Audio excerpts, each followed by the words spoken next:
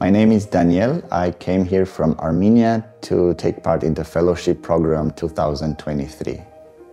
I'm a youth worker that works with young people in Armenia with fewer opportunities, and here in Germany with Inside Out we are working with young people from different migrant communities that need to be integrated in German society.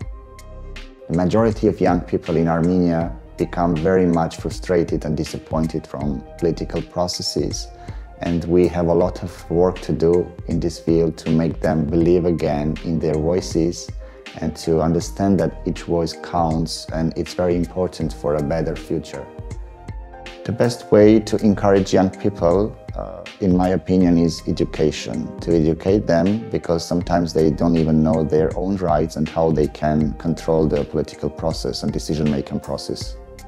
This CCP program, it's going to be one of the biggest experiences of my life, because I realize how many new methods, knowledges and competence I'm going to take with me back to Armenia.